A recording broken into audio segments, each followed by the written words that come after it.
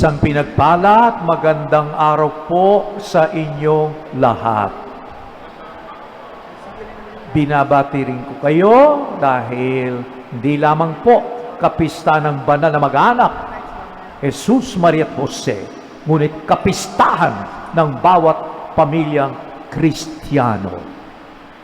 At tayo narito dahil marunong tayong kumilala sa Diyos. Lalong-lalo na po, ito ang pinakuling araw ng taon 2023. Kung balikan lang natin ang buong taon, marami tayong biyayang natanggap. Oo, marami tayong kahirapan, krisis. Lahat yan ay sangkap ng buhay ng tao. Pero nandiyan ang Panginoon, hindi tayo pinabayaan.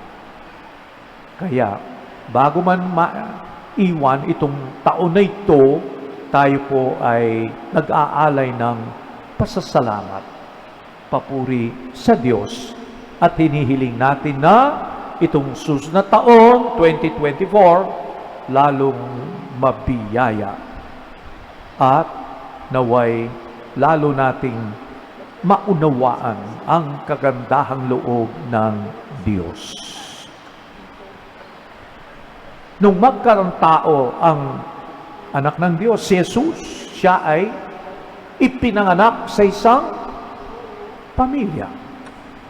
Lumaki sa isang pamilya bilang tao, natuto sa kanyang mga magulang.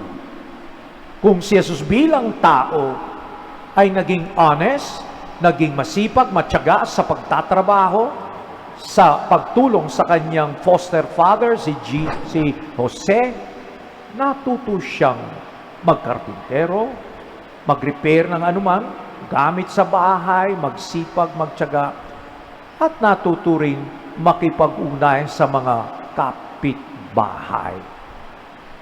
At tiyak, kung sakal bilang tao natutong manalangin ng batang si Jesus, nakita niya sa kanyang ina. Nakita sa kanyang ama. Dahil sa mga Hebreo, ang tatay ang laging namumuno sa panalangin. Tayo, binibigay natin yung role na yun sa mga babae. Pero sa mga Hebreo, sa mga Israelitas, ang tatay lagi ang namumuno sa panalangin sa pamilya. Kaya naman, sa mga pagbasa ngayon, piling-pili ito upang maipakita ang kahalagaan ng pamilya at kung paano dapat mamuhay ang isang pamilya. Yung una pong pagbasa, hindi na natin kailangan ipaliwanag, malinaw yung sinasabi ng aklat ni Sirach. Kung paano sa pamilya, dapat nandun yung pagkakaisa, paggalang sa bawat isa. Kahit na nagkukulang na ang isa, marahil ulyanin na, marahil masungit na dahil sa katandaan. Pero pinapaalala sa atin, there is no perfect family. Kumisan kasi naiinis tayo o nawalan pag-asa dahil hindi perfect ang ating. There is no perfect family. Nagsisikap tayo para maging ganap, maging mabuti, maging buo ang ating pamilya. Kaya sa misang ito, ating inaalala, hindi lamang ating mga pamilya, maraming pamilya na wala sa dagat dahil gusto lang tumakas sa kanilang mga bansa na kung saan na pinapahirapan. Marami sa ating kababayan, marami sa mga tao, nag-iibang bansa para makakita ng mabuting kinabukasan para sa kanilang pamilya, magtrabaho kahit na malayo sa kanilang pamilya. Sa mga panahong ito, sandaling ito, umiiyak sila. Malungkot. Gusto lang makapiling ang pamilya, lalong-lalo magbagong taon. Kaya inaalala din natin yan. Yung mga pamilyang hindi nagkakaisa, naghiwalay, nag-away, nagsiraan. Pinapanalangin natin yan. Inaalala natin yan. Kaya Nagpapasalamat tayo sa Diyos, nandito tayo. Meron tayong panahon magdasal. Maalala yung ating pamilya magpasalamat sa Diyos. Yung iba dahil sa kahirapan ng buhay, dahil walang pagkakataon, hindi man nakakatawag sa Diyos. Kaya mahalaga po itong ating pagtipon ngayon. Last day of 2023. Napakalinaw ng unang pagbasa, di ba? Yung panalangin ng taong may paggalang, may pagmamalasal sa kanyang mga magulang, bibiyayaan siya at sinasabi sa atin, hahaba ang kanyang buhay. Napakahalaga. Sabi niya, kahit na medyo ulyanin na, marami ng sakit ang tatay mo, huwag mong pabayaan. Yung nanay mo, arugain mo kung matanda na siya. Marahil din na nakakalakad yan, marahil bingi na. Pero magtiyaga ka. Dahil darating ding araw, tatanda din tayo. Ako matanda na. Salamat sa Diyos, very healthy pa po ako. Kaya tandaan natin yung ang kahalaga ng pamilya. Sana ibalik po yun. Lahat tayo rito, palagi ko, saan kayo natutong manalangin? Sino nagturo sa yung lumapit ka sa Diyos? 100% ako sigurado, o maybe 99.9. Ang nagturo ang ating mga magulang. Kung sakaling ulila ang mga tao, may mga tao naging magulang niya upang ilapit, ituro sa kanya ang pagrespeto, pagmamahal, paglapit sa Diyos. Ako po, bago ako pumasok sa eskwela, para October, darasal kami sama-samang sa Santo Rosario. Doon ko natutunan yung panalan kahit na batang-bata, musmus pa ako, minsan nakakatulog, hindi natatapos ang rosaryo. Ha?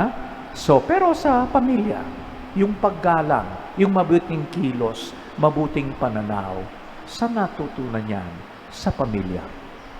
Kaya mahalaga po ang pamilya. At sa ating kapanahonan, kumisan, hindi natin binibigyan ng pansin. Sa hapag, dapat mag-usap. Kumisan na yan, hawak ang cellphone, walang nag-uusap. Nandun ang pagkain. Pero sana po, busy-busy nga tayo. Pero may mga pagkain na dapat nating gamitin pag nandun siya, makipag-ugnayan, makipagtalaban sa isa't isa. Ibig sabihin, talaban, pumasok ka sa kalooban, sa kaisipan ng iyong kausap. Kahit nakapamilya mo kumisan, stranger tayo kumisan, kung wala tayong oras sa isa't isa. Sana po maging malalim yung ating pagkilala sa bawat isa. Kumisan, I've been serving more than 51 years as a priest. Kumisan may problema sa pamilya, kapag nalaman ng magulang, medyo serious, malala na. Pero kung maagang nalaman yon, marahil nagabayan ang kanilang anak.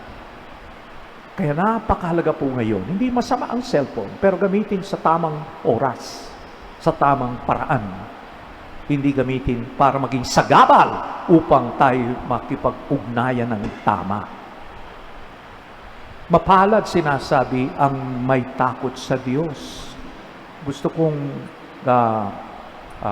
baguhin, hindi naman baguhin, but maybe to paliwanag yung ano ibig sabihin takot. Nangangamba tayo dahil pupunta tayo sa impyerno. Hindi po ganun ang pagmamahal sa Diyos. May takot sa Diyos, ibig sabihin, may paggalang sa Diyos. Natatakot ako kung hihiwalay ko sa Kanya, saan ako makakatuklas ng buhay na walang hanggan? Ayun ang ibig sabihin ng takot. Natatakot ako sa aking kahinaan, sa aking pagkamakasal, baka makakalimutan ko siya. At siya ang nagbibigay sa akin ng walang hanggang buhay. Oo, makasalanan ako. Oo, may nagawa akong hindi tama. Pero makakaasa tayo, nandiyan siya kapag humingi tayo ng kapatawaran. Makakaasa tayo, makakalimutan niya yun. Kahit na yung tao, pag nagkasala ka na, pinatawag kita, pero hindi makakalimutan ang ginawa mo. Pero ang Diyos, erase, nawawala. Parang sa tubig, meron kang nilagay doon, tapos mawawala. Ganyan po ang pagmamahal ng Diyos. Ganun din sa ikalawang pagbasa. Tandaan nyo kung sino kayo. Kayo ay bayang pinili ng Diyos na dapat magmahalan, magpatawaran, magsuporta sa isa't isa. Huwag maging arugante, huwag maging palalo dahil yung mga palalo hindi magtatagal, babaksak yan dahil lang kinalulugdan ng Diyos yung mga taong mababang loob, bukas ang kanilang kaisipan sa Diyos at sa isa't isa. So sana po matuto tayo sa banal na mag-anak ni Jose, Jesus at Maria. Si Jesus, kahit na anak ng Diyos, nagpasailalim pa rin sa mga kaugalian ng kaniyang panahon. It was malalang tradition, yung pinapanganay lalaki siya ay tatalaga sa Diyos. Yun ang ginawa ni Jose at Maria. Itinalaga si Jesus sa templo. Kaya mga kapatid, huwag nating kalimutan po, sana itanim sa inyong puso at ipunla sa puso ng iyong kapamilya, ng bawat miyembro sa pamilya, ang paggalang, pagkilala, pagtanggap sa presensya ng Diyos sa pamilya. Kapag inalis natin ang presensya ng Diyos, ewan ko kung saan tutungo ang buhay natin.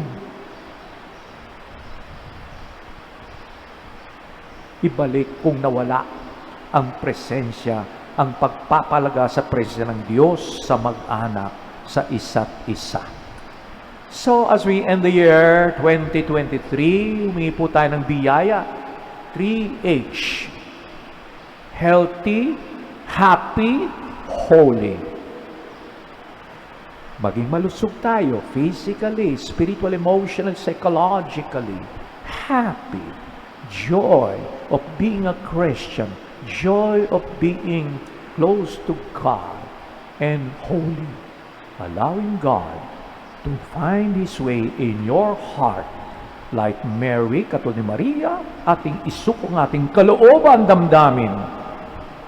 Magtiwala kayo ng lubos sa Diyos dahil hangad niya ang ating ganap na buhay, kaligtasan at saya. Pagpatuloy natin ang misa, papasalamat tayo sa Diyos at the same time, inaalala natin yung mga magulong pamilya, yung mga nawawala, yung mga watak-watak, yung mga walang panahon. Sana matuklasan nila. Isa lamang tanging paraan upang maging buo ang tao, pati ang kanyang pamilya, lumapit sa Diyos. Amen.